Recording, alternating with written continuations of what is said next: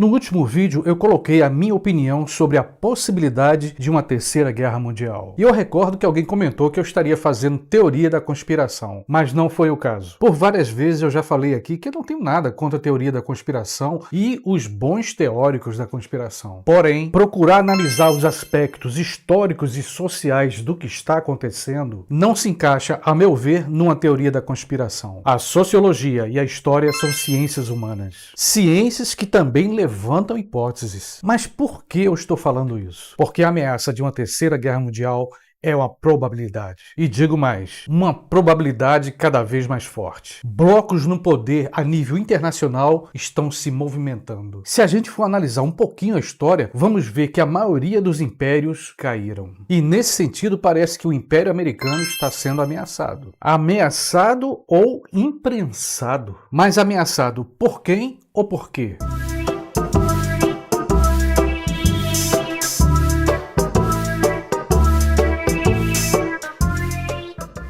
Rússia e China apertaram as mãos para valer. Por quê? Porque o líder russo Vladimir Putin e o primeiro-ministro da China tiveram um encontro. Como sempre acontece nesses encontros, houve acordos no campo econômico, tecnológico e outros mais. No entanto, o aperto de mão entre o líder russo e o primeiro-ministro da China tem um caráter simbólico. Um caráter simbólico, inclusive acompanhado de palavras simbólicas. O primeiro-ministro Xi Jinping declarou após o encontro: "Esse encontro representa muito. Vamos promover a ideia de sermos amigos para sempre." Minha interpretação. A Rússia está sentindo o impacto das sanções econômicas lideradas pelos Estados Unidos. Mas qual o argumento para colocar sanções sobre a Rússia? Para o governo americano, simples, porque a Rússia em 2014 anexou a Crimeia. Uma boa desculpa do governo americano para enfraquecer a Rússia. A Rússia, seu antigo inimigo declarado. Mas como diz o ditado, o feitiço vira contra o feiticeiro. Surgiu mais um abacaxi para o governo americano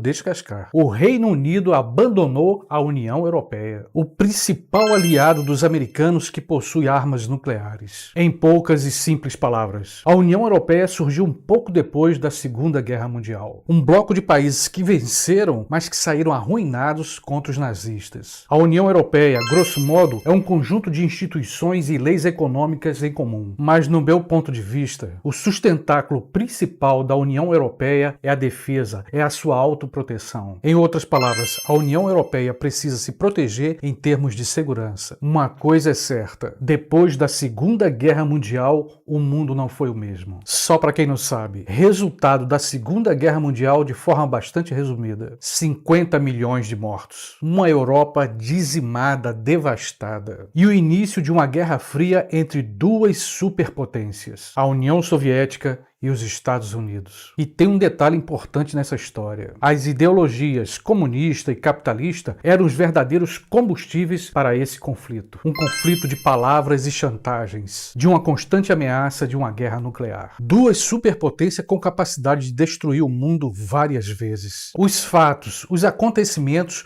parecem apontar o contrário. As relações internacionais estão fervilhando. Eis aí um dos problemas do imperialismo. A gente sabe que o governo americano é quase onipresente. Eles estão praticamente em todos os lugares. A Organização das Nações Unidas, a ONU, virou uma casa de brinquedo diante dos Estados Unidos. Os Estados Unidos praticamente espionam todos os países. Uma espionagem que já não é tão secreta. Mesmo com o fim do comunismo na antiga União Soviética, os americanos tentam manter a Rússia fraca. Mas como eu disse antes, logo no início do vídeo, a história mostra que os impérios um dia chegam ao fim. Agora, é claro, a gente sabe que os Estados Unidos é uma superpotência econômica e militar, mas o governo americano não pode subestimar o poder da Rússia. Ainda mais agora com esse último encontro e esse aperto de mão e as palavras do primeiro-ministro da China. Talvez não se trate apenas de uma parceria econômica entre China e Rússia. Provavelmente o reforço de uma aliança militar. Um detalhe, a Coreia do Norte deve estar fazendo festa com as palavras do ministro chinês. China e Rússia, amigos para sempre. Minha opinião, o mundo está dividido em blocos de poder. Estados Unidos e a União Europeia sem o Reino Unido. Por outro lado, ou melhor, do outro lado, Rússia, China e Coreia do Norte.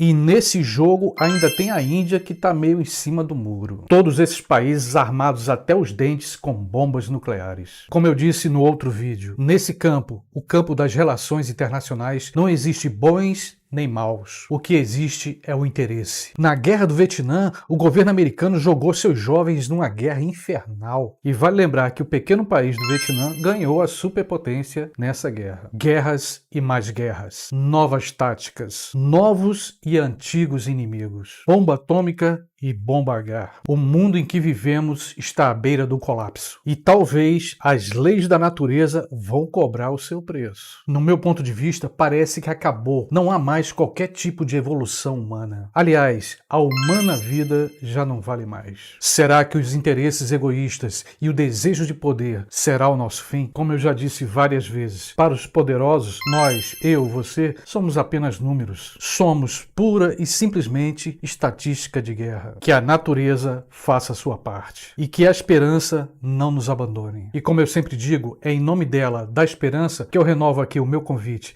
Se você ainda não se inscreveu no meu canal, vem, se inscreve. Se você gostou desse vídeo, dá uma curtida, um like, compartilha com teus amigos. Com certeza você vai ajudar esse canal a permanecer no ar, ok? Beijão e até o próximo vídeo.